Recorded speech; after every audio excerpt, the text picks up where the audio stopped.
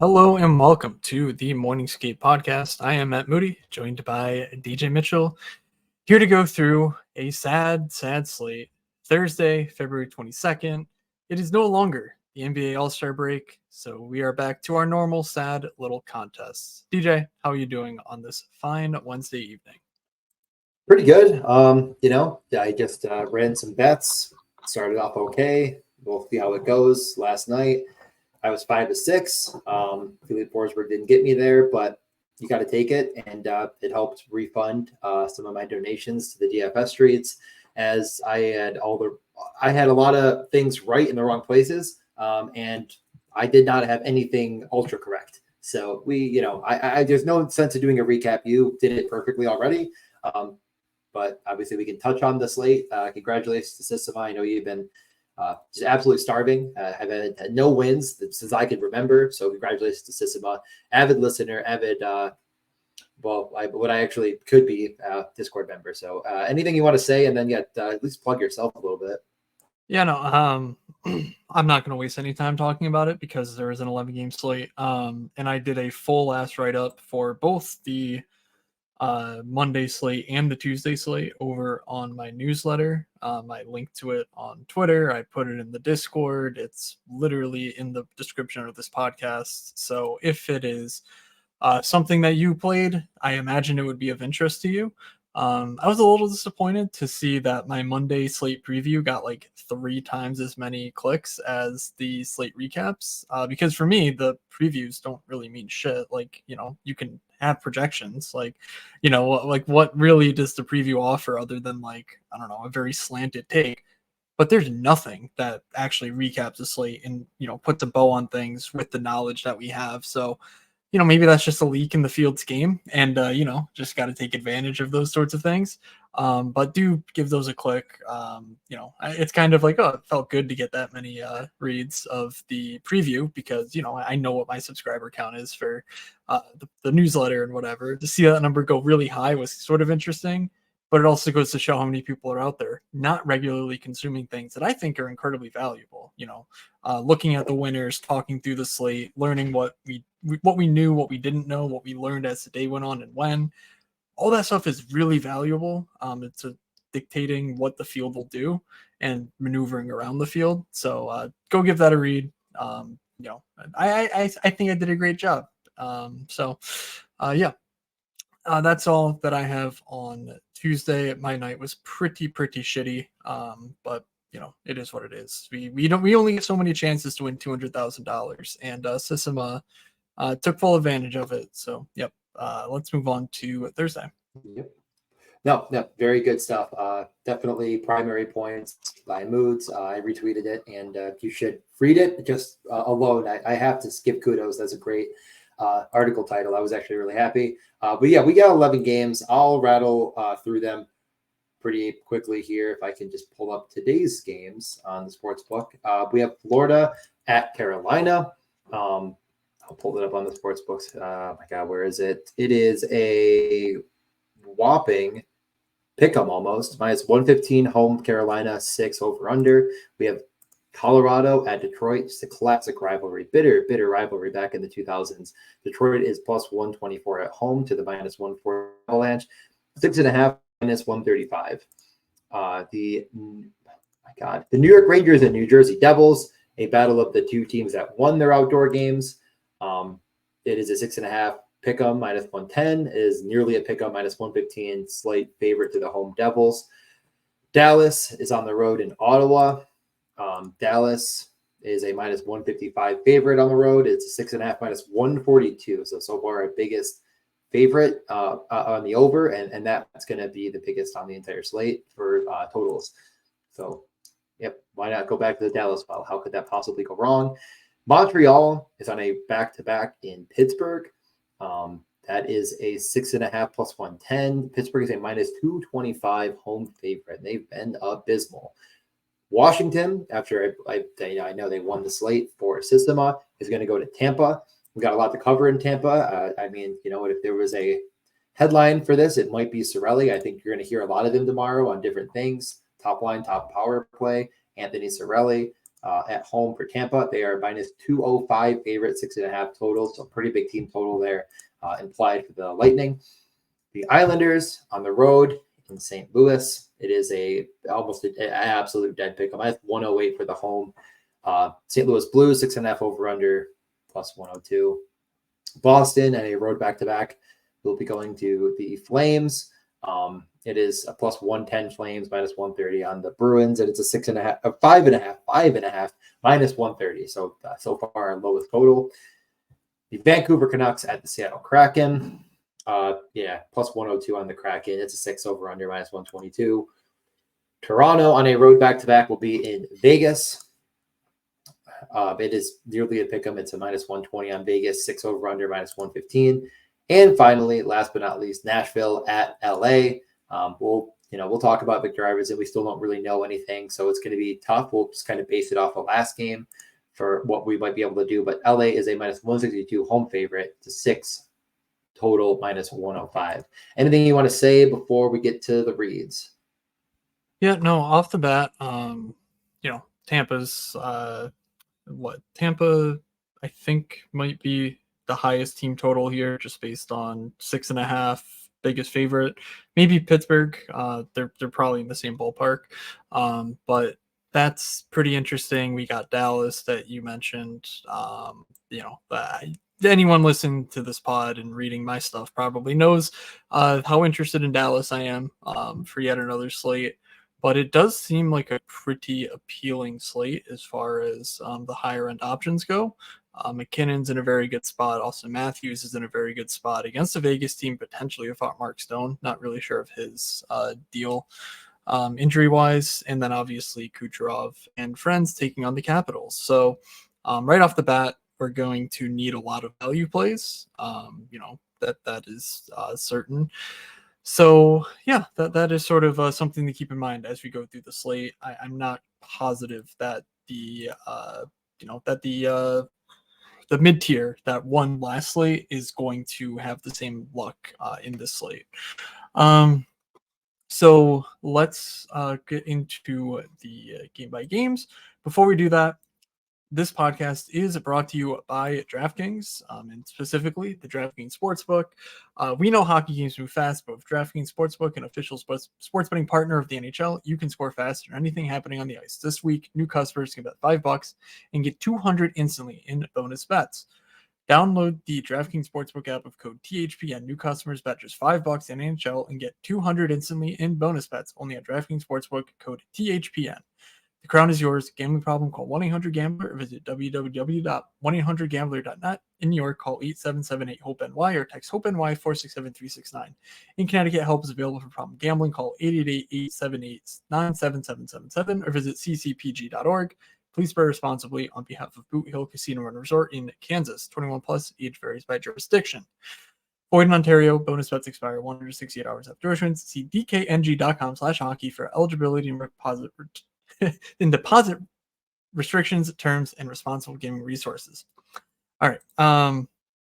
Let's get into the game by game. We do have 11 games to get through, so I want to be mindful of the time we're spending. So do you want to kick us off with Florida and Carolina?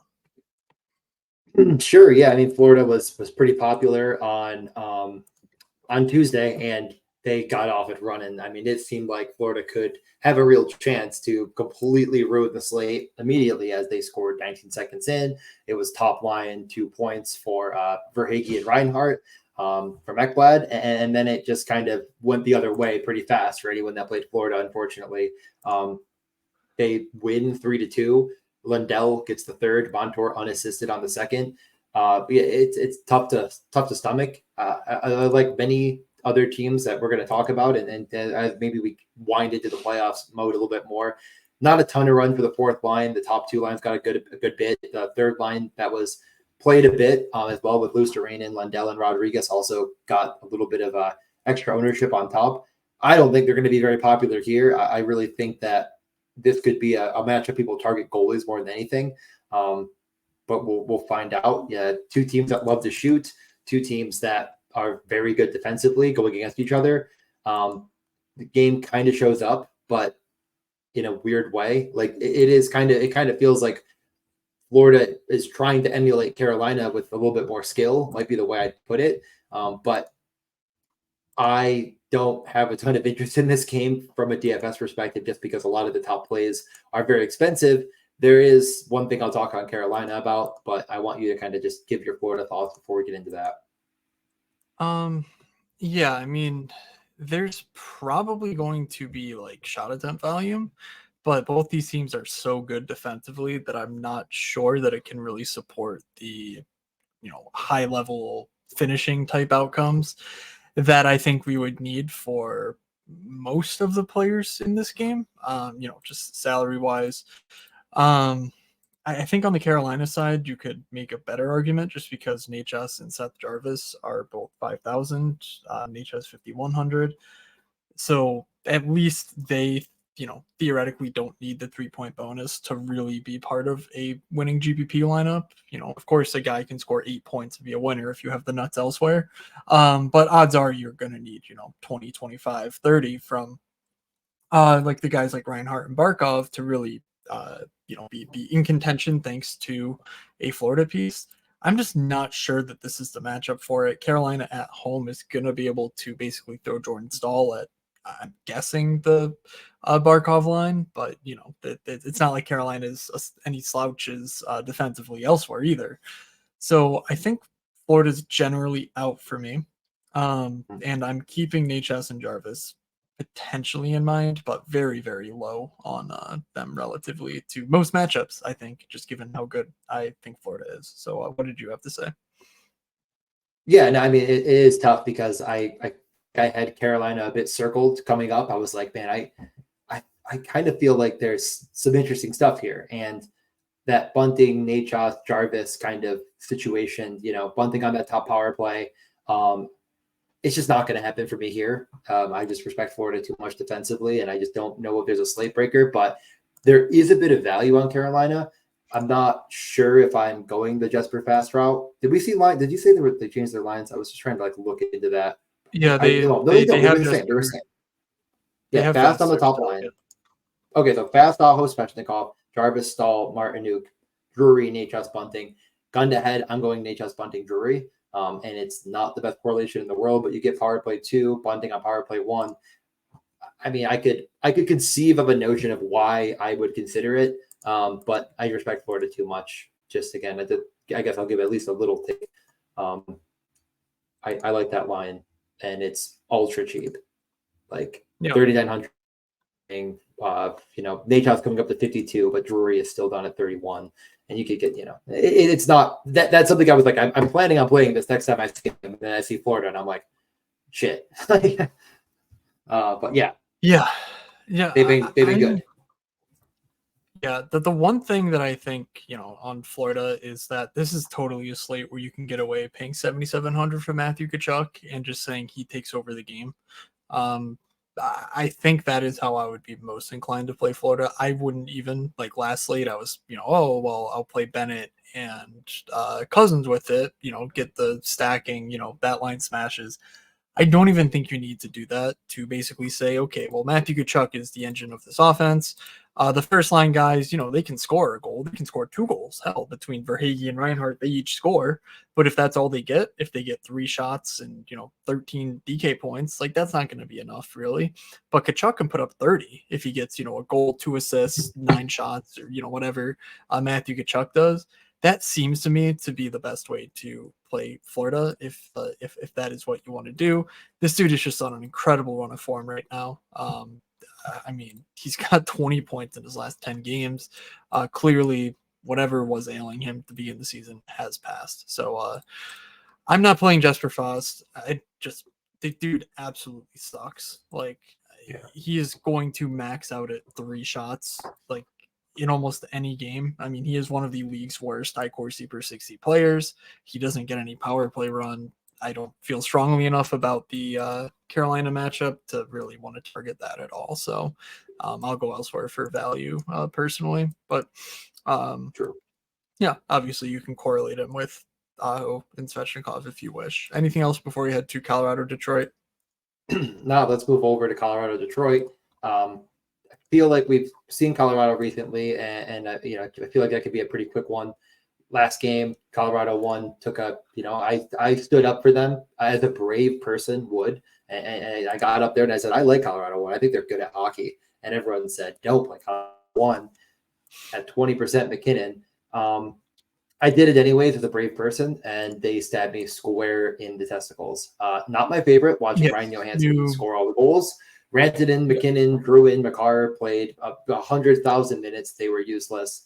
And me and 20% of the field took a sharp, quick, just, again, stab to the balls, especially when I went out and I played Byfield and Dubois and everything with it that would have helped get there. And McKinnon had 10 shots on goal, and I was just laughing all the way to the plus. Could I go back to it here? Absolutely. I love pain. What do you think?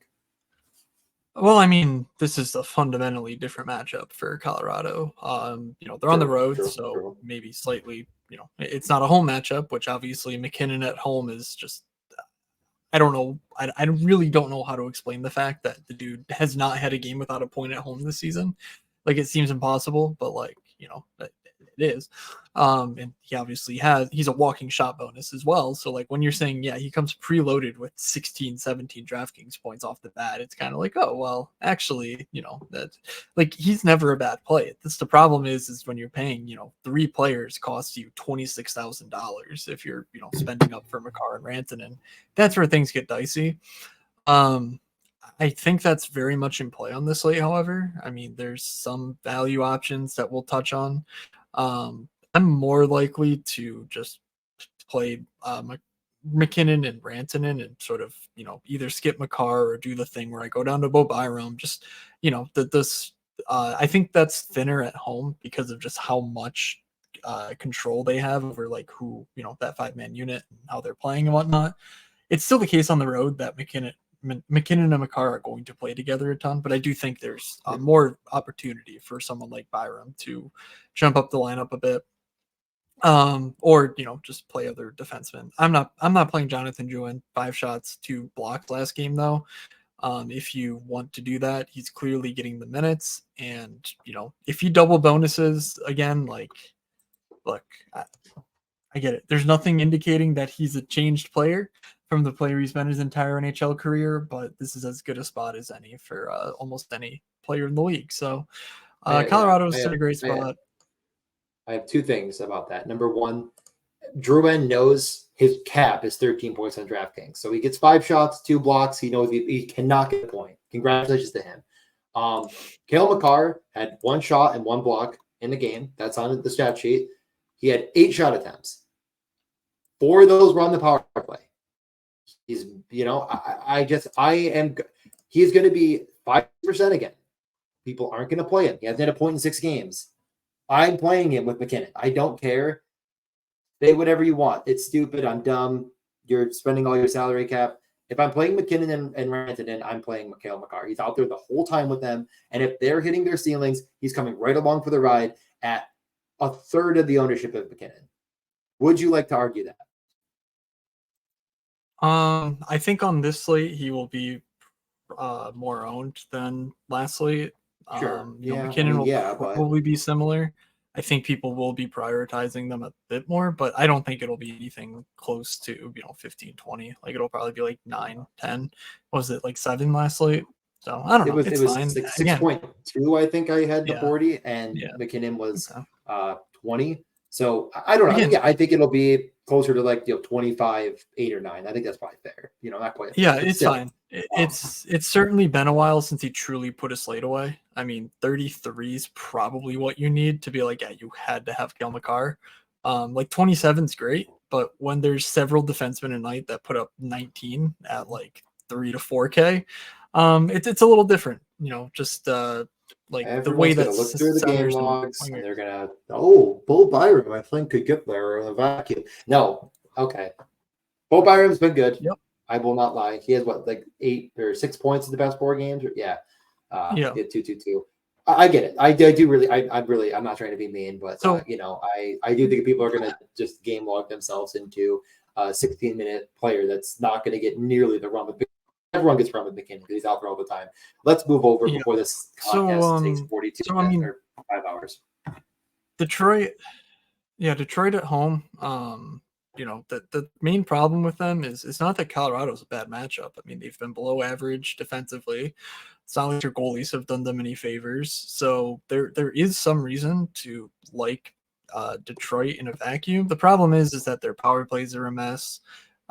They're just frankly not very good offensively. So if you wanted to take a flyer on, like, I don't know, Patrick Kane and a defenseman or something, like, I can't really get past the idea that Jake Wallman, Mo Seider, and Shane Gostisbehere are all lower than 5K. Like, it feels like one of these dudes hit the blocks bonus, and we know that they have the shots bonus in them. Like, yeah, I mean, we're looking at Mo Seider's game logs over on the YouTube if you're watching there.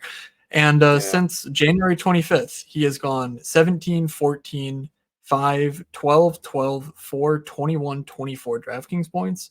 And he's 4,500 at home in a really up-tempo matchup with the Colorado Avalanche. So I truly do think that Mo Seider is in play. Let's see. What's the most recent power play look like? Does that have Patrick Kane on it? Is there a way we can get a mini stat? So first and foremost, Mo Seider leads the entire slate in blocks over the past 5 games. Number 2, last slate, it was Fabry, Sprong, Seider, Kane, DeBrincat. So Perfect. ugly, but the Kane Seider thing, I will have to agree. Yeah, and Daniel Sprong just keep chugging along. 3 shots a game over the last 10 because that's what he does, despite getting 10 minutes a night. Great, cool, and scoring, fun time, and scoring, and scoring, because coaches, hockey's not about scoring goals and scoring more goals than your competition. It's about I don't know, trying hard. And I think honestly kind of hit the nail on the head there. The Kane Seider thing is honestly pretty interesting. But yeah, we could get the Rangers and the Devils. Rangers Devils. So the Devils are once again at the top of the expected goals.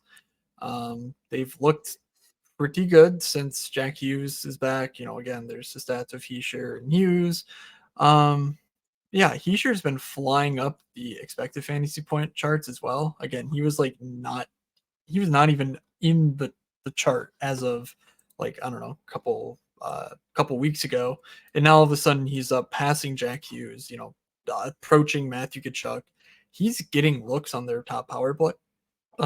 Jesper Bratt is certainly settling to a bit more of a pass first role. So I don't know. Like, I still don't feel great about this New Jersey team defensively if they don't have John Marino. Again, I wrote about it, but they're a bit of a mess. Like, they kind of need John Marino now that they have no Dougie Hamilton to, like, fill out a reasonable top 4 defensively. So keep an eye on him. If he's in, I think I'm more interested in New Jersey than if he's out.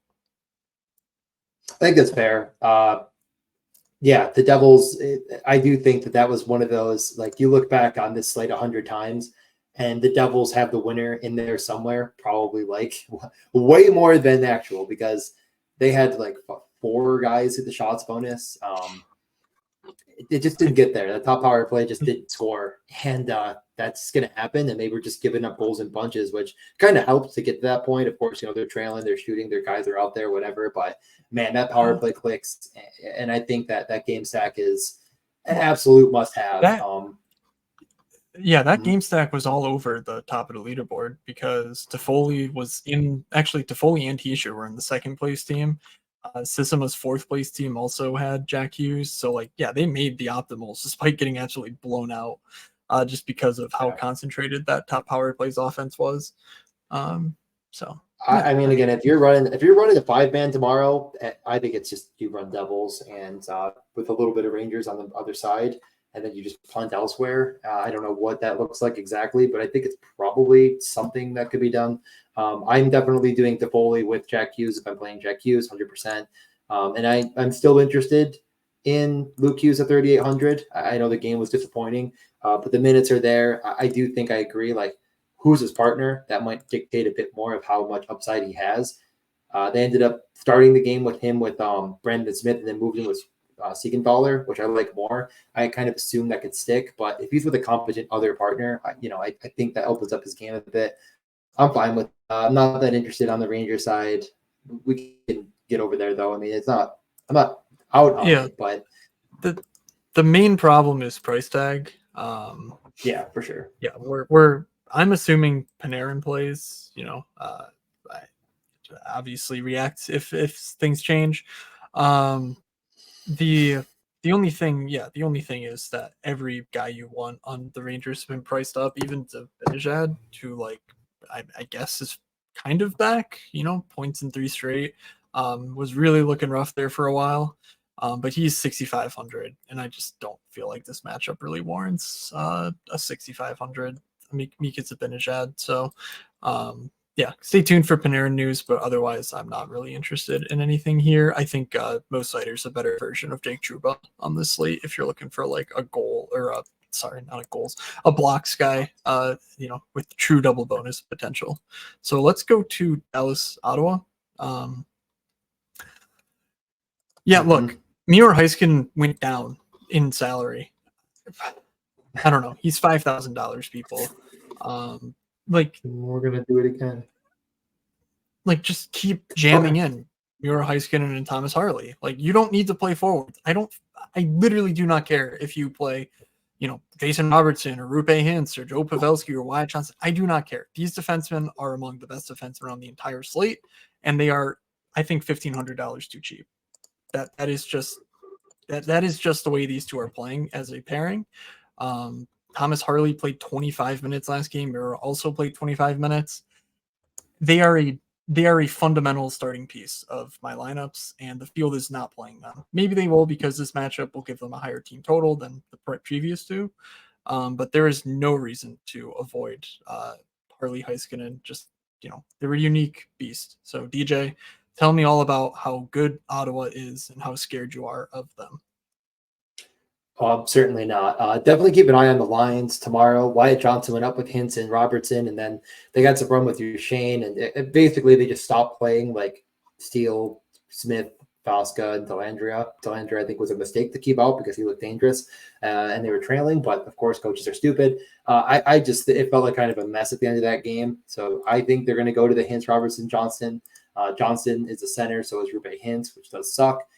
But overall, this Dallas team is really, really cheap. The entire team really got cheaper, but definitely if you're stacking, I keep an eye on morning skate. They should get a good indication of what that looks like. But yeah, no, I'm all in on Dallas again. I'm ready to get hurt. I would love to find some save this game, and that's not quite so easy. Delandria is still minimum salary though, so if he's with anyone competent, I could still go back to it. The Ottawa side of things, I'm really not interested. I'm definitely not going to talk anyone into playing the Senators against the Stars. It's far superior. I get it. If you want to try to convince yourself that there's some magic in Ottawa, they have had some big games in the past, and they kept it together with Florida enough. But in reality, number one, their power play is a disaster. I have no interest in trying to play that roulette game. And at 5-on-5, I really don't think they truly have anyone that's driving play at such a degree that I know where to go. You'd think it'd be Brady, but not really. You're just not paying this price for Shane Pinto ever. And Stützle is fair, but not with top power play. So, I think if they go to a situation where it's like Giroux, Stützle with Chikrin, Batherson, and Tarasenko on the power play, and I mean, it's just ugly. It's not correlated. It doesn't feel good, and I don't like the matchup. And the prices just aren't quite low enough. But yeah, I think that sums it up. Yeah, I mean that's where I'm at. I have no interest in Ottawa. Dallas locked down the Boston and Rangers games. I mean, there was nothing for those teams. Boston got there through I think 2 or 3 fourth line goals on Monday, and then obviously a late game goal to tie it. And then the Rangers just, Igor showed up and was Igor. I want to say at 5-on-5, they had like less than a full expected goal of offense at that one. Like, it was just, there was just nothing there. Obviously, power plays can be power plays, but with Ottawa, there really is no set number one power play, and they both kind of stink. So, and they're really expensive. So there's just no reason to play the Ottawa Senators in my estimation. But yeah, like your note on Wyatt Johnston, we're obviously keeping an eye on his deployment in the lineup. Yeah, let's just move on to what game's next. I'm too far zoomed in. Montreal and Pittsburgh. Yeah, Montreal's on a back-to-back, going from the home to away. I do think Pittsburgh one could be a little bit sneaky here.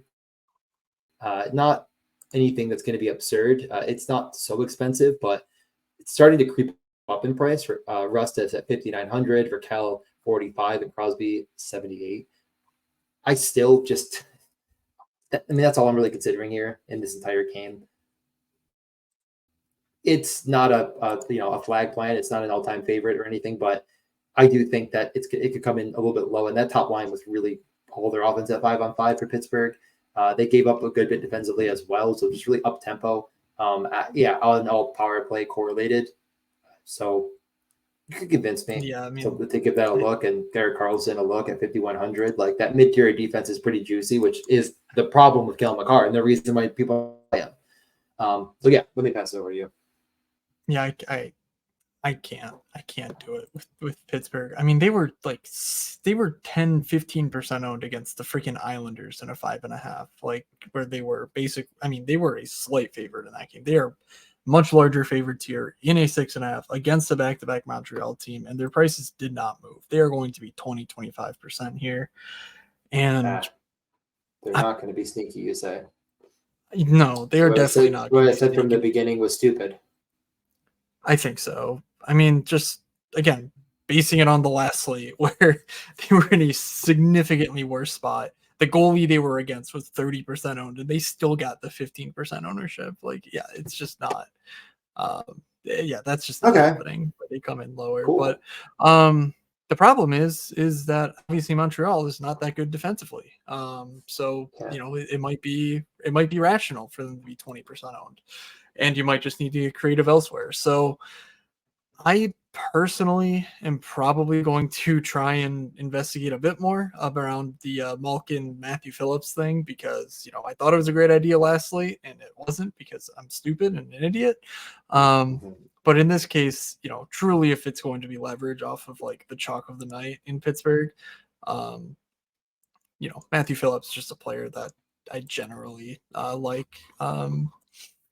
And yeah, I don't know. He's let me just make sure he's still. No, he's 2,600. Yeah.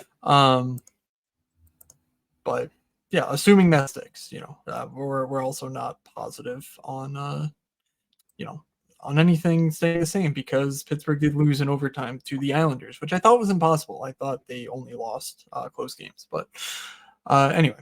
Yeah. On the Montreal side, and Phillips is power play too. Okay, Montreal. Yes. And Phillips was power play with Malkin, I believe, which is why I like that stack. Just like get different. But obviously the first unit is a priority. So Lars Eller, not mentioned, but 3,400. Played 18 minutes, actually scored at 5-on-5, not on the power play, but whatever.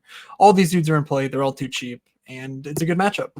Montreal, Suzuki, Caulfield, Slavkovsky, you can't convince me on anything else being good. You really can't even convince me on 6,200 Nick Suzuki being any good. So, I don't know. Any interest in Montreal for you? No, not really at all. But I don't think they're going to be all that popular because it really isn't that cheap. And there's a lot of stacks that you're going to want to, I think, pay up for. Then you kind of already alluded to that. Slavkovsky is no longer 3K. He's 4,600. He's priced pretty effectively. Did he have, does he have 2 game breakers in his log? Sure. But yeah, I don't think he's going to get a big game here. And he would need to have significantly more than when he was at 3K. Now that he's 4,600. So yeah, I can move on to another. Again, I feel like the problem I'm running into is, okay, so if Colorado's kind of chalky, Dallas might be kind of chalky, Pittsburgh might be kind of chalky. Well, we're about to talk about another team that's definitely going to be chalky in Tampa. And we're halfway through the slate with, a couple more spots definitely to discuss. But yeah, I mean, these might be the main ones. But Tampa next, I'm kind of wondering where ownership's going to get away from in this mix. And I don't think it'll be here. Sure. And I think the main reason that is because people are maybe sick of paying, through the nose for Tampa shit, and now we're getting Anthony Cirelli airlifted onto the top line. Uh, no, thank you. I don't know. This dude kind of sucks. Like, I don't know, 4,400 for a guy who never shoots. Like, I mean, I don't give a shit how good he is. I mean, one, he's also been terrible with. I mean, Cliffy's going to cover this in more detail, but on the Sarcastic Show. But every time you look through numbers, it's like, yeah, Anthony Cirelli's been terrible, and it's like, wait, when he's not with Stamkos, he looks okay. What gives? It's like every time he's with Stamkos, it's just a black hole out there. Like, they're two players who are ships passing in the night as far as their play styles are concerned. Maybe getting Kucherov changes that, but like, I don't know. It's really expensive to pay to find out. Cirelli doesn't shoot. Like, he is reliant on a multi-point night to even meet value at 4,400. So I'm especially concerned with ownership in this spot. Washington is a good matchup, but it's not a great one. So yeah, I'm generally tepid on Tampa in what could be a large ownership spot. Yeah, I do agree with it. Honestly, I wasn't trying to set that up as like I love Tampa. I do think this is kind of a spot where I do think ownership is going to come to just because of the savings. And Washington does feel like a good matchup, but I do think it's a little bit thinner than maybe you think. So yeah, I'm totally fine with that take. I definitely needed to kind of cover that in detail though, because I do think it's going to be talked about. Anthony Cirelli on that top line. We hadn't seen it yet, but does that make that line any better offensively? No. I mean, he's more of a defensive first guy. I don't really get why they're doing this, why he's on the top power play. I guess you just reward players maybe for trying a little bit harder, whatever coaches do. But yeah, no, I agree. This probably just diminishes the upside of that line by more than the price that you're saving. So while you are getting, almost $3,000 in savings off point to Cirelli, you got to realize that. You know what I mean? You get, it sounds good on paper. You got to realize it. So let's get over to Washington. You're already sorting through it. Done with my nonsense. Mm-hmm. What are we thinking? We're thinking that Ovi is, he's Ovi and he's 6,200. Is it now? Just, not being priced up at all. Tampa without Mikhail Sergachev, they're fine defensively, but we saw them get boat raced by Florida. They got. I actually didn't look at the end of the Ottawa game to know, but they lost to Ottawa, which tells you a bit where they're at as a professional hockey team. And Alex Ovechkin is scoring goals like it is 2012. So I'm pretty interested in going right back to the Strome Ovi well. I have a little bit of time, I guess, for TJ Oshie and John Carlson, but like ultimately it's really just Strome and Ovi. They're both shooting a ton. They both have price tags where they could truly get there on volume alone. Like, yeah, it helps to have a 3-point night for those two.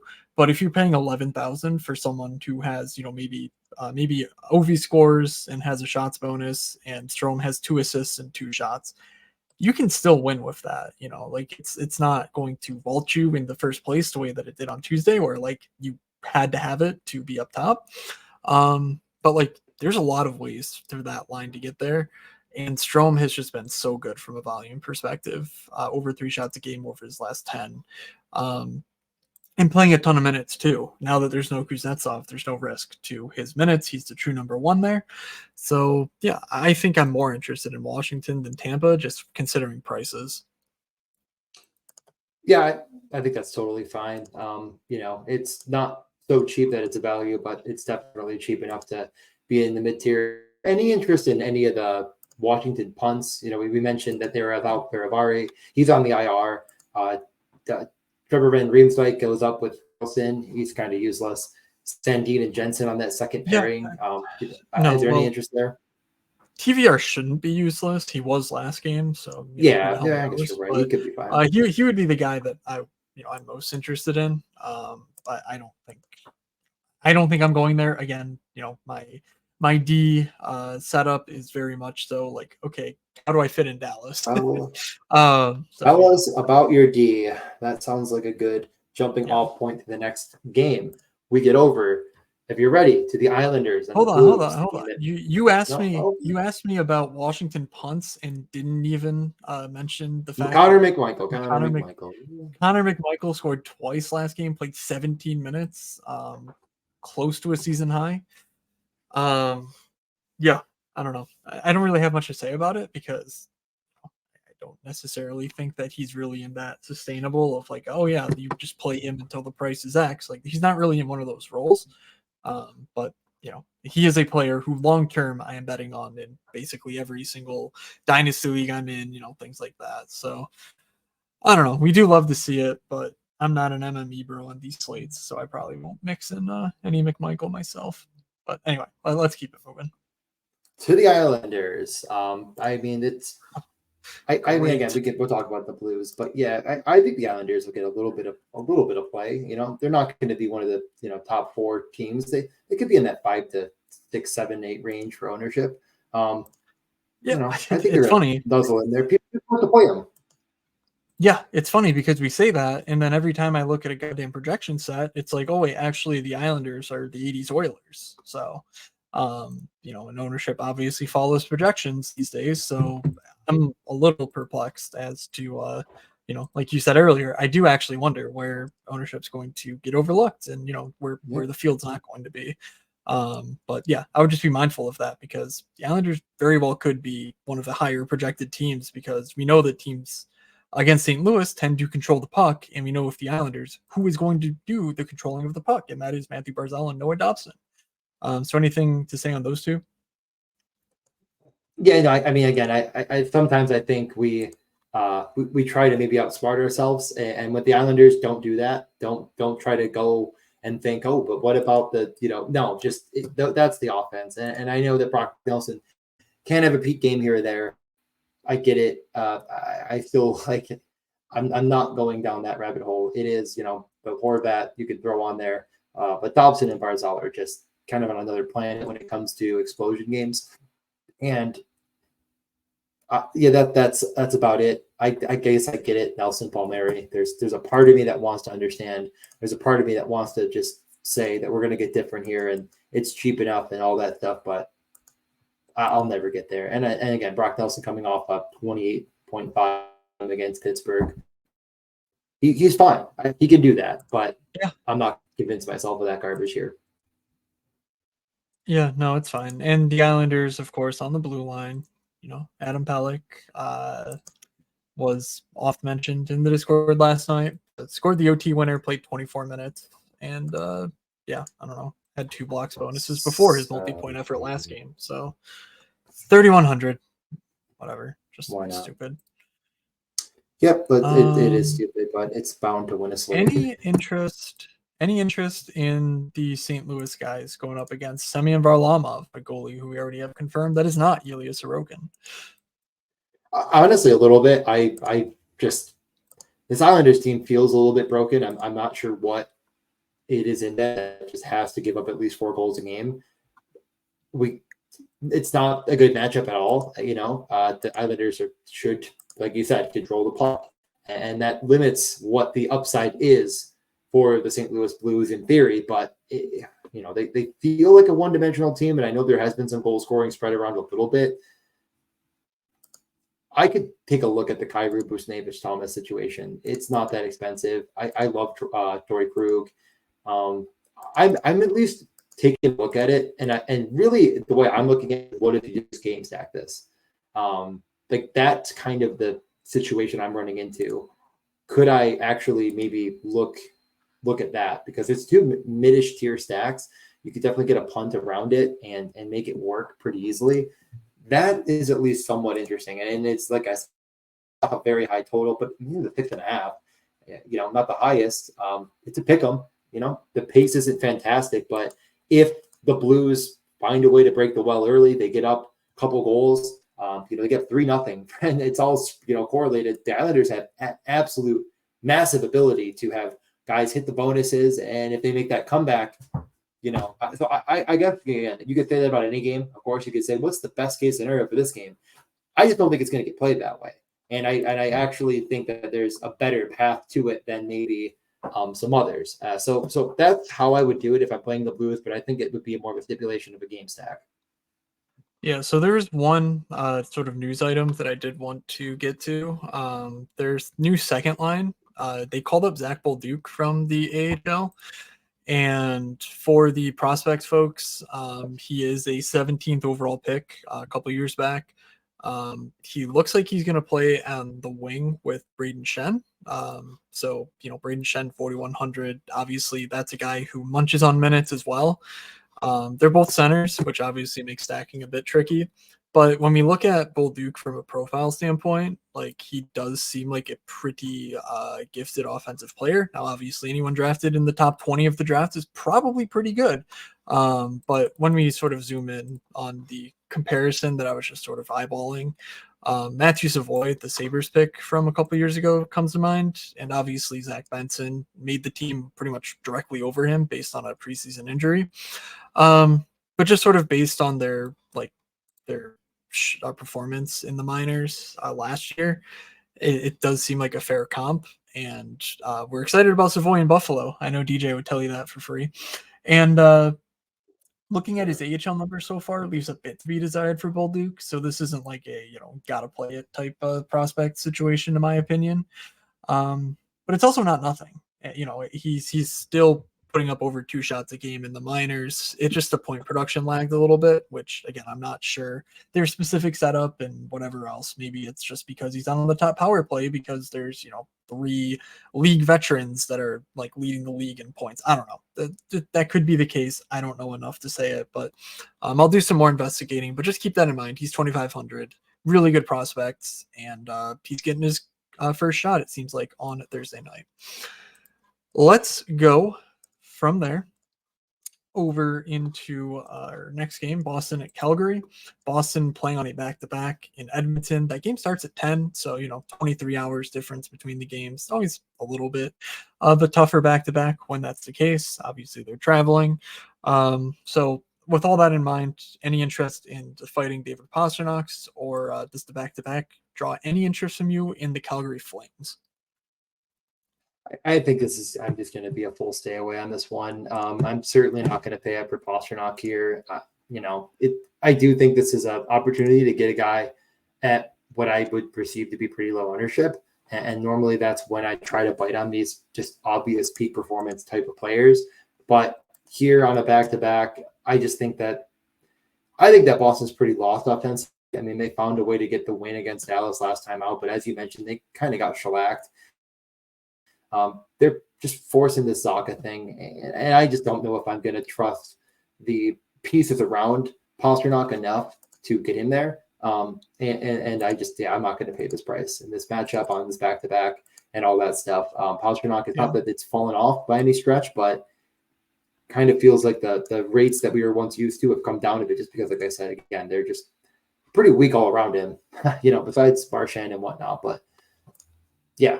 Any thoughts on Boston you want to mention? The primary reason for concern is that there is no other option that I could see them throwing the Backlund Coleman line onto, and clearly that line is they are not quite Jordan Staal levels of good defensively, but they're at least something that you take note of going into road matchups in Calgary. So generally speaking, I honestly. I said Matthew Tkachuk is a one-off. Obviously, Pastrnak you can play as a one-off. You don't need to do much. But I am interested in keeping an eye on what their blue line situation looks like in Edmonton. We are going to be without Hampus Lindholm here. And it seems like Kevin Shattenkirk either is not well enough to, he's not healthy, or he's just simply not playing. So there's clearly a power play job up for grabs. Right now it's going to Mason Lowry. I'm honestly not sure. Lowry, something like that. Yeah. And his numbers in the past couple of years look really solid on a per minute basis. He hasn't gotten many minutes, and so that's been the primary issue. But at 3,000, I really think that he could be in a fun spot. And again, if you're playing Pasternak, yeah, he's listed on the power play too, but David Pasternak sort of floats through both the units. So there's a chance that, they could connect on a power play goal. Obviously, if they score 5 goals, they could also both get there individually. So I do think that is somewhat interesting to, rather than say, oh, I'm playing Pasternak with, these shitty forwards that he's paired with, that you say, okay, there's a really good D value that we like. And then you sort of do that in that way. I think that makes sense. But that's about all I have. And that's also contingent on what they do against the Oilers. Right now, we're expecting Lowry to play on the second pair with Brandon Carlo. So if he gets, 20 minutes, then I'm definitely interested in going right back to that well on Thursday night. Anything else here? Yep. No, that was a really good call. I think we'll have hindsight in mind for the next, because I was like out a good run, but yeah, like you said, it doesn't look like he's going to take over that other power play role, which would have put him up a little bit more in my eyes, but he's up with McAvoy at 5-on-5. So I'm excited to see what happens there, because there could be a punt defenseman in Grzelcyk or Lowry, and it might be a lean Lowry. On the Flames side of things, they moved Kuzmenko to the fourth line. That didn't last. He's back up on the top line, top unit. Whatever you want to consider the top line. They have 3 lines that you could argue are top lines, and I've seen different beat reporters put them in different ways, because really it doesn't matter. So I'm not that interested here. It's not undoable. I mean, this Boston team, as I said, just got pretty beaten up by Dallas. Their defense is a bit on the mend, and their depth is just pretty bad. I don't know if I want to play roulette with which Calgary line is the right one. I tend to just go with Kadri. Kind of feels like I'm defaulting though to the player that's just, kind of more of the catalyst. Also the most expensive piece here. Yeah. But, I'm going to play it. So I don't know. That's the main concern. He's 6,300. Like, what are you missing out on? Like, Nazem Kadri literally used to do it over the last slate, and against Boston, I don't really think that I don't really think he's in play, and I don't think any Calgary forwards are in play, honestly, at their current prices. Yeah. Is Noah Hannafin going to show up to try to get a trade to Boston? Yeah, of course. Can we get that narrative going? He wasn't on the top power play. It was Uyghur last game, and they won 6-3. Yeah. So Uyghur was up with, Huberdeau, Sharangovich, Kadri, Kuzmenko. Did want to point that out, because last time we talked, it was Hannafin. So, Mackenzie Uyghur, unleash him if you'd like. Yep. I mean, the guy has been excellent at 6,200. I mean, he has definitely double upside. I think if you're, stacking the Flames, that's your guy. Let's move over to a game that I'm probably also not going to play in, Vancouver, Seattle. Vancouver, Seattle. Yeah. JT Miller, I think he was my guarantee goal last slate. It was that part of my stacks. I don't know. Whatever. He scored, though. You know what's funny? I never even thought about the guaranteed goals. I actually was missing. I mean, one of mine was Arvidsson. That didn't go well. You had Stone, and I don't remember your other player at all. I think it was JT Miller, and then Pavelski that didn't score. So yeah, I mean the Arvidsson thing. It's tough. Wait. Did we really take both Stone and Arvidsson? That is impressive. That is impressive. Yeah, don't be a guaranteed goal tonight. Oof. Yeah. Yeah. Well, we'll talk about Stone in just a minute here, but so Vancouver. Yeah, I don't know. Yeah, this matchup definitely sucks. I can't in good conscience really suggest anyone from Seattle, because again, I don't think Vancouver's bad defensively. Their numbers bear it out. I do think they're pretty good offensively, Vancouver. So I would be fine with Vancouver too. But we've talked about 7 spots that are okay, well, this is going to be really owned. And so at some point it's yeah, you're probably just getting contrarian for the sake of being contrarian, versus okay, figure out which one of those spots you really like is going to be, overlooked, blah, blah, blah, blah. Figure that out first. And then maybe if you wind up on something where Miller Besser fits, go ahead. But I don't think it's really necessary here. I can't think of any news items that we need to cover. Seattle's lines will look the same as they did last time out. Burakovsky did manage to put up a decent game last time for us. He's up to 3K now. Not too bad. Him and Jaden Schwartz were actually a powerful pairing on Monday, so maybe you could go back to that. Well, they're cheap enough, but yeah, it's certainly not a matchup in an 11 game slate where I'm like, yep, these are the values I want. The power play goal scored by Seattle was the unit that was out there: Schwartz, Wenberg, Burakovsky, Dunn, McCann. I put it in that order because Burakovsky, Wenberg, and Schwartz are all correlated on the same line. That does remove McCann from the Beniers-Everly unit, and Tolvin and Bjorkstrand, etc. I guess again, like if you're looking for punts, you could convince me that Burakovsky's a good play for sure. I don't know if I'm jamming in Mr. Wenberg. That seems a little too thin even at 3,200, but Schwartz Burakovsky is not stupid. Yeah, and just stealing what I wrote up on Monday's slate, but while not especially high on my list, I would be remiss to point out that Burakovsky makes the values part of the sheet despite dismal game logs. Interestingly, this is masking a rather strong 5-shot attempt per game mark over his last 10 to go 15 minutes, and power play time as part of his projection at now 3K. You'll probably want to pair him with Wenberg and or Schwartz, all of whom share a 5-on-5 line and power play unit, as I don't see Burakovsky putting up 19 DraftKings points without either of those guys beating their price tags as well. So, I hold that very much true here as well, but obviously not a matchup where I'm targeting that in a big way. So kudos to me for looking through Burakovsky's horrible game logs and spotting a gem, but certainly not trying to double down on this Thursday slate. So anything else here you want to cover before our kind of crown jewel of the night slate, Toronto Vegas? Yeah. Don't break your arm jerking yourself off there on the Burakovsky take, and let's move on to Toronto versus Vegas. Sounds good to me. Cool. So Vegas, we are keeping a close eye on Mark Stone. I don't think he will play. Obviously, he's Mark Stone, so any injury is a huge concern with him because his previous history of surgeries and whatnot. It does seem like Nick Waugh is going to jump into the top power play in Stone's absence. 4K correlated with Jonathan Marchessault. You can certainly talk me into that against Toronto on this back-to-back. And then Shea Theodore on defense is 5,900. Came back, picked up a power play assist. Didn't do a ton, but obviously he's more of an upside play than the Alec Martinez type, where he's going to grind you out double digits, through block shots and whatever being bad without the 30-point upside. Shea Theodore has that, so that's why I'm interested in some Vegas stacks. But any thoughts here?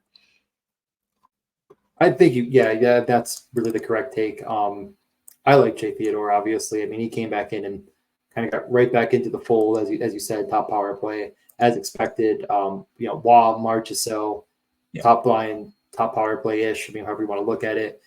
Things kind of went into a bit of a blender in that game. So definitely, whatever you're looking to stack, you just got to give it another look because, Stephenson, Marchessault, Waugh, Carlson were playing with kind of everyone by the end of the game. I mean, Stephenson at 23 minutes, and that's not a great sign. So, yeah, definitely keep an eye on whatever you're going to be doing. And on the other side of things, this is the 5th game for Morgan Riley and his suspension, which was upheld. So, of course, he will still be out. And Toronto hasn't been, terrible defensively, but, I'm sure it doesn't help. And they're on a road back-to-back, as I already mentioned, going from Arizona to Vegas. So interesting. And on the Toronto side, I'm not all that interested here. This Vegas team, I think, will be boring, but without Mark Stone, it definitely opens up things a little bit. I'm not going to go out and completely change everything I have because they're missing one player, albeit their best defensive forward. Toronto's really expensive. I do think this is kind of the one expensive peak type of stack that's going to get overlooked the most. But I kind of understand why. The lineup's a little weird. Something's up with John Tavares. I would just keep an eye on what goes down with if he was on the third line. They moved, him down with the Nick Robertson unit. I don't know if maybe this flu was worse than we thought. He didn't play in the first power play last game either. Don't know what's going to happen tonight, but definitely keep an eye on that and just proceed with caution with whatever that looks like. We are expecting Tyler Bertuzzi to have his power play role tonight, so obviously Thursday that could be different if they change it in game. But as of right now, we're expecting Tyler Bertuzzi to be power play 1 for the Toronto Maple Leafs over John Tavares, which is really a sentence I could not have imagined saying 2-3 years ago, but here we are. So Toronto's obviously a better matchup like based on the expected goals than Vegas has. Sure. So I don't know. Austin Matthews, he's really good. Yeah. He can't possibly be owned. So No, I know that's kind of how it have at feels. it. Have at it. Mitch Marner is also a good stacking partner. I think especially without Morgan Riley, that I think there's little involvement from the D on that power play unit. With Bertuzzi there, I think there's even less reason to think that okay, they score a power play goal. Who gets the points? It's going to be Matthews and Marner, far more often than if Riley and Tavares were on that unit, where they're not puck dominant, but they're more puck dominant than Lil Chagrin or whoever's the D there and Bertuzzi. So that's where I would go. I would just spend up on Toronto. Obviously, you need values to make that work. But yeah, Shea Theodore just easing into form. This is the night. This is the night he rewards us for our long-term belief with the 30 bomb. So thank you in advance, Mr. Shea Theodore. Final game? Yeah, let's get to the final game. I mean, I don't know. I don't really care about the bet thing that I posted because, I truly love Victor Arvidsson. Like, I don't know him personally, obviously, but this is a guy that I was super high on. And I always, love him. And I think he's just a very, he plays the game the way I like to watch players play it, just absolutely out there doing all the fantasy stuff you'd want, shooting. I'm hoping for the best, and I'm not sure if it's good news or bad news that we got like no update. I have to tend to assume it's better than the alternative of him being, if they knew, and I don't think they'd hide it from us. So we're gonna have to keep an eye on LA in general. Last game was completely into a blender 17 seconds in because that's all Victor Arvidsson could play before he skated off the ice with what appeared to be a lower body injury, and of course caused for great concern. Him coming off that top power play, put Byfield back on it. Byfield had one of the best goals of the season that should make every highlight reel. He still played primarily with the ball. That line did get there, and I looked at my Colorado one stack and just laughed at it as it got there. Laferriere went up with Kempe and Kopitar, and they reunited more Janelle and Fiala. So let's just work on that assumption that Arvidsson isn't going to play tomorrow. But of course, again, we don't know. Is there anything there that interests you? And what I think is a good matchup, and again, this is the one that I really think is kind of the most interesting to me. As far as people aren't going to play it, I do think it's a really good matchup. It's a little bit tricky to pick out exactly what you want to do. But third line here, I didn't even mention the third line mate on it. It's wasn't it? Why do I think it was Turcotte? Is it Turcotte or Lewis? I don't know. They kind of, I guess it was Kaliev, Turcotte, and Lewis, but I thought it was Turcotte. But he only played 9 minutes. It's Laferriere. Okay. I don't. Laferriere played with Kopitar and Kempe like the whole game. Oh, you're saying okay after the injury, yeah. Yeah. I personally kind of so it's a very interesting spot, as you know. The what I think is the most interesting thing to suss out is the top power play. Did we see what that looked like? Yep. Was it Doughty, Kempe, Kopitar, Fiala, and Byfield? Yes. Okay. So that's obviously a little unfortunate for trying to correlate Byfield and Dubois, but their prices remain, just extremely egregious. I could wax poetic about that Byfield goal for several minutes, but I won't. I'll just say that we've seen him go on a run of, very strong underlying production for several games earlier this season with a power play one role that is back on his lap. Whatever they did to get him and Dubois going, it worked. Dubois looks awesome. He's a true power forward, blah blah blah. And they're simply too cheap for for any matchup, but also specifically for what should be an up tempo matchup with Nashville. Byfield at 4,500, Dubois at 3,700. I think this is one of the best value options of the night. We got further clarity that Brant Clark is here to stay, with them sending down Jordan Spence to get basically a game in because they're like, yeah, sorry, you're not playing over this guy. So even though he's 4,100, even though he's only playing 14 minutes a night in that stupid role, he can still really correlate well, especially with Dubois. Obviously, Byfield moving up changes that a little bit. But I think there are going to be some games where Brant Clark is going to touch, 19, 20 minutes, and that will only grow. It won't shrink it from here out. He obviously looks incredible out on the ice, and it's just a matter of time. So even though it's, maybe a thinner play, I do think stacking LA with Brant Clark does make some amount of sense. I would be remiss not to mention Drew Doughty, scoring a goal, having an assist, hitting 4 blocks, 4 shots, 26 minutes last game. Just stupid. But it is what it is. See 5,200, and again, this matchup is very, very enticing. Going the other way, we've seen this team a lot without Victor Arvidsson. It's not like they were all that good for the vast stretch of the season up until his return. Obviously, part of that was goaltending, and I think they're better than what they showed during that run. But Nashville won. It's perfectly correlated on the top power play. Gus Nyquist scored an empty netter last game. Otherwise, they were pretty quiet. But I think they're really inexpensive relative to their ceilings. And this matchup feels like a good spot for, what truly could be like a blow-up type game. So, I like Nashville one a good bit here. My main problem is trying to fit Norman Yossi with it, which I just don't think I can do despite his really solid run as of late. Yeah, no, I tend to agree largely with that. Like Nashville one was quiet. It shouldn't have been.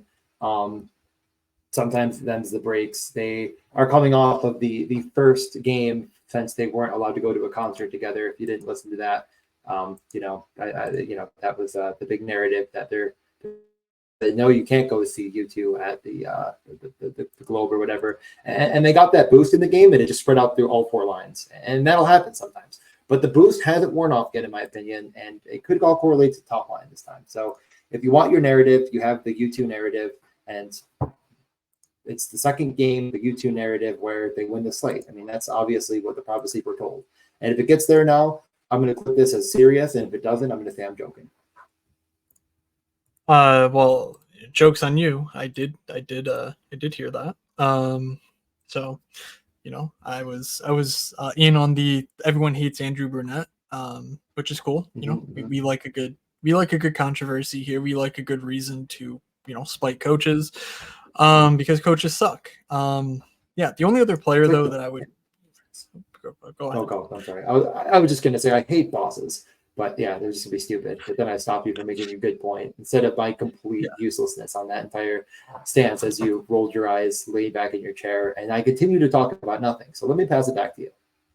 No, you're actually you're buying time for me because I'm trying to click on natural stat trick stuff to get 2 game logs for Cody Glass here. But this dude is the YouTube concert looks interesting. Okay. Thank you. Wait, do you know who owns the Sphere? The owner of the New York guy, Rangers. the Dolan, right? Dolan? Is that his name? So a Rangers Nashville stack. You've solved it. Okay. You solved it. You and me, you too. Okay. You sold it up. Cody Glass. I really can't go any longer. Okay. Cody Glass. Please, DJ. I am ready for you to shut the hell up. Cody Glass, in his last 6 games, 6 shot attempts, 6 shot attempts, 10 shot attempts, 6 shot attempts, 3 shot attempts, 7 attempts. That is really good for anybody, let alone a $3,300 player not getting a ton of ice time. I mean, his last 3 games, 15, 13, 13 minutes time on ice. That is really good for a player with as much underlying, pedigree, prospect, skill, whatever you want to call it, as Cody Glass has. Obviously, it's taken a while for him to get to this point, but I got to say this is one of the more impressive runs of his career. Maybe I'm wrong, but I do think this is a clear buy time for Cody Glass as well on that top power play for Nashville. Only problem is like, are you going to replace Gus Nyquist with him? Maybe. Are you just going to fade Forsberg? I don't know. It seems kind of dumb. So I'm not sure how to make it work best, but certainly would consider Cody Glass as a one-off as well. One of those values, certainly in the mix for me. So just wanted to give him some love before we head to top stacks guaranteed goals. DJ, what are you thinking for top stacks? I'm going to start with what I believe will be the top line in Dallas, and that's Robertson, Hintz, Johnson. And if you want to leave off Hintz and just play Heiskin and Harley, or however you want to kind of do it too, I'm definitely playing one of those defensemen with it. So why don't I just keep it as 3? I'll just do Heiskanen, Johnston, and Robertson. All right. Is that okay with you? That is very much okay with me, coming from the guy who basically poo-pooed me right away when you were like, "Oh, I got to do this again." And then guess what? He's doing it again, folks. No, I'm saying that self-deprecating because I continue to go back to that same. I played Dallas. I played Johnston and Delandria. I just didn't. Right? I didn't. You played Dallas, you lost. So I did play Dallas. Like don't sit here and think I'm clean. I played 2 lineups and 1 at Dallas. Garbage in it. Don't worry. I'm going right back to it. That was the point I was thinking. I see. Okay. Well, anyway, you gave me enough time to struggle through things here. And so let's dip into one of our values, because I think that it is perfectly reasonable to, play 3 centers or even 3D on this slate. I think any build really makes sense. There's a lot of players at any position that I'm enjoying. And so I'll take a closer look into things, but Braden Shen, Zachary Bolduc, I don't know, man. Something about Bolduc being 2,500 really speaks to me. Braden Shen is not a guy who typically gets benched. We honestly haven't seen St. Louis mix in many prospects. So there is the possibility that basically the coaching situation will make it, oh, well, actually Shen's going to play 22 minutes and Bolduc is, Wallstrom playing 10. But I kind of don't think that'll be the case here. I'm trying to, I'll try to rack my brain for more examples of this actually coming to fruition. But I mean, it is incredibly cheap. Again, Bolduc has all the prospect pedigree that you could ask for. Trying to find the third line mate, but of course, I'm not finding on your chasm of a goddamn Twitter account. And I don't remember if I retweeted it or not, honestly. It doesn't matter. Probably like happened. Anyway, it's Jake Neighbors. It's perfect. Jake Neighbors is on that top power play that is actually good now. So there's even more possibility for Jake Neighbors to mix in there. So give me St. Louis 2 as my top stack for value purposes. Okay, I will go with the Dano, Fiala, and either Moore or Arvidsson. It doesn't really matter to me which one's in. I'm going to assume it's going to be Moore. I love that line, and I think that's going to get very, very overlooked. The power play correlation is a bit concerning, but I think they can definitely handle whatever matchup they get put up against at 5-on-5. And I'm just not too nervous about. I mean, I gotta assume that's going to be matched up with the top line in Forsberg. I want to come off this already because they're home. Holy shit! I want to go back. I'm sorry, DJ. I was just completely ignoring you, so you'll have to remind me what your stack is in 4 seconds here. But the people in the Discord are really mad at me for not having narratives at my fingertips and missing narratives every slate, whatever. Here we go. Zach Bolduc, the St. Louis coach, was his AHL coach this season. Bannister, promoted after firing, all that. Do you want to know who Zach Bolduc's QMJHL coach is, DJ, or was? He's relevant here. Maybe a guy who just got a job with the New York Hockey Islanders. It's Patrick Waugh. There you go. Congratulations, you figured it out. I mean, come on, people. This is perfect. Bolduc against his juniors coach and the assistant coach, because Waugh poached someone with them on the bench. That was a whole thing too. And then Bannister. So there we go. I feel good about that. What was your second stack? I was actually I'm gonna go back on it a little bit. I'm gonna ask you. I was going with the no line, whether it be with what would be a narrative in Arvidsson if he plays, but more than likely the Moore Fiala. And then I'm thinking, I mean, they're gonna get matched up with the O'Reilly line. I mean, I don't know if that even scares me really though. Or do I go with the Kempe, Laferriere, Kopitar? I just hate playing Kopitar, but I don't blame you, but Laferriere is awfully fun. If there's a power play job for him, which I think there is without Arvidsson, 2,900 is awesome. Yeah, give me one last second. Let me just look at the second power play. I think that might just be right. No, it was Clark to No, it was block, Kaliev. Aliev to no. I mean, you could just do Dubois, Byfield again for your savings. Maybe I'll do that. I mean, all three sound good to me. Like it's hard. You know what? Let's do Kopitar, Kempe, Leferrier. Let's do it. Let's nut up. Awesome. I was actually looking at the other end of that game. So Nashville won for me, but and yeah, they work together, like I was saying, because Deneau's going to be against it. So if I don't play the Deneau line, it's like, oh, Nashville 1 dominates, and then who goes over the boards? Kempe hat trick. I mean, we've just built a shipper. I mean, that's what we do here at the Morning Skate Pod. We build shippers. Yep, we did not steal that from anyone. All right, guarantee goals, and let's get out of here. All right, let me pull that up. You have let me. I want to make sure I'm writing it down so I remember tomorrow. Last time didn't happen. Do you have anything?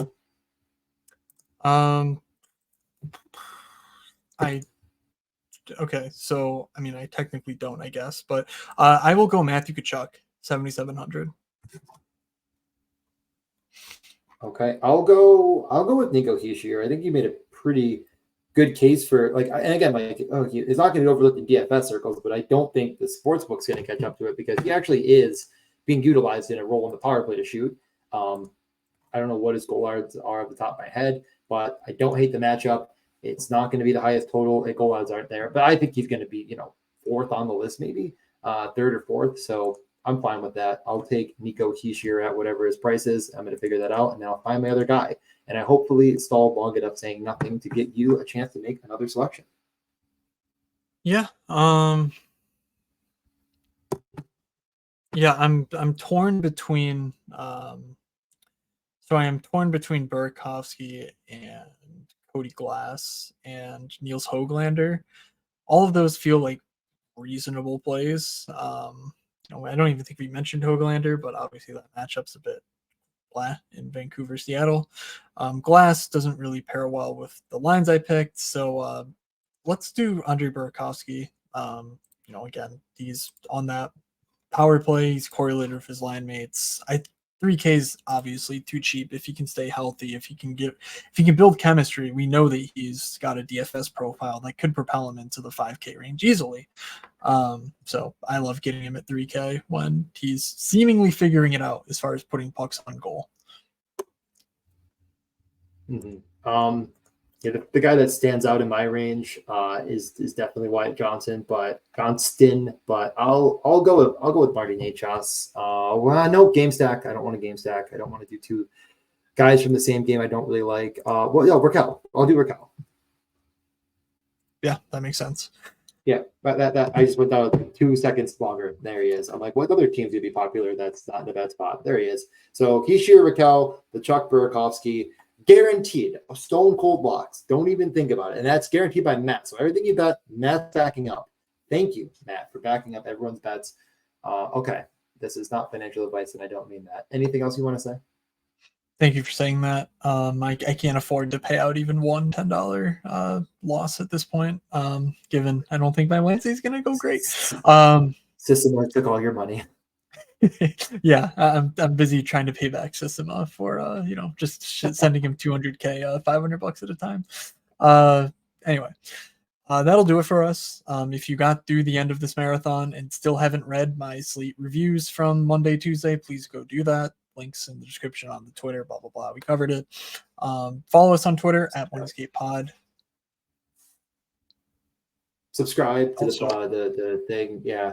I love getting those notifications. I get every one of them on my phone, and every one of them makes me just a little bit happier. So keep doing that. Make me happy, and I will give away my Rasmus Ristolainen autographed Buffalo Sabres picture at 1,000 subscribers. We're like 900 away. We're almost to 100, I think. We're over 100. Nice. I don't remember what we're at. Awesome. I think we're over 100. I don't know the number. I literally every time I look at YouTube, I get like a couple, and it again makes me very happy. Yeah. Well. And then you get obviously sidetracked to like the hot naked yoga. Anyway. Okay. First off, yes, I do. And Pokemon card. You're right. No, you're right. Of course. I don't want to buy them. I just want to watch people open cards sometimes, you know? And I've No, watched some sports ones, and I'm just like, I don't know, like it looks cool, but I'm like, I don't really know what's valuable here. But like, yeah, sometimes you just go on a nostalgic bender. When I was a kid, I no, I get it. absolutely I loved it. I was on But a I'm not going to run spend of hundreds of dollars. I was on a run of never playing Madden. Like I don't play Madden, but I watched Madden like MUT card openings for I don't know a couple years ago for like a year. I don't know, just loved it. Anyway, I get it. I'm at Fake Moods on Twitter. DJ's at DJ_Mitchell94. DM one of us if you went in on the Morningscape Pod Discord. Always good conversation in there. News, the latest updates, all that good stuff. It's all free. So get on in there if you are not already. And thank you all for tagging along during this crazy NBA All-Star break. Hopefully it was a profitable one for you. If not, there's plenty more like you. So come join us in our misery.